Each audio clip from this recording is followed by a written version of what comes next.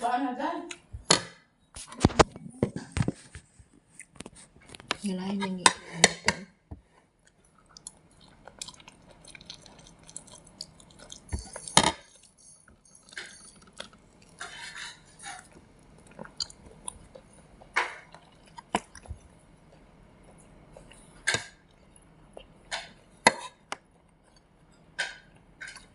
Ini nga sa kasya. Nakaw, wala kayo. Mga bata, wala po po mo po karipas. Nasa Ross Playground.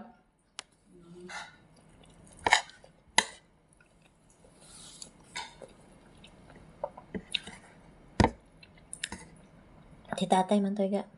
Alubang-alubang. Ganyan na, donggan ko to silang panaog. Pagtuto silang playground. Una-una nila, relax lang sa kakaroon yun. Relax, makalimutan ng laba mo kung namlansa. Pero sa kasamok-samok kon kay ikaw magbantay unya gumi. Bawa sila samok-samok na ako. Pero kuman ako kisi-kisi sa taas. Ay. Ang senyorita kay dito bagay na magkarak dito sa iyang bangko nga. Kuha na nagtanaw TV. Kuha man niya tong isa ka lamisang nanay sa gistrom. Dala niya dito. Tuwa dito ka kape-kape. Diba? Asa ito ka itong may salamin? Ang puti ko, itong butang nag-Bible nanay, di ba duha to? Tapos, yung kwarto na ron. Yung isa. Ano sa dala ganina? Tapos akan ako. Tapos nanay, sili ha, habibti. Yan.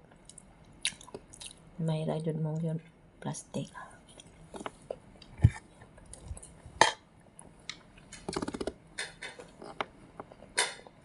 Dugay pa ning mata. Tuad to galumlom. Ngarita.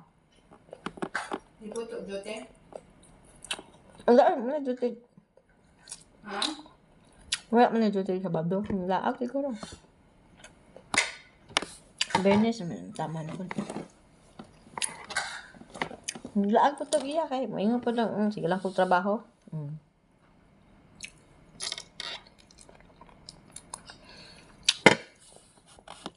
Hindi ko sure kung mauban lang nanay o bakasyon. Bakasyon na sa December. Pero po ba lang nanay. Kay gahapon magkuanay man to sa usang lugar laduan. Lang nanay wala ko kay balo. Kung pumunta na sila magbakasyon man siya.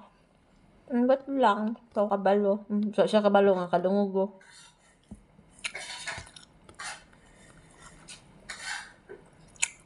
Kabalo na ko, nakadungugo eh.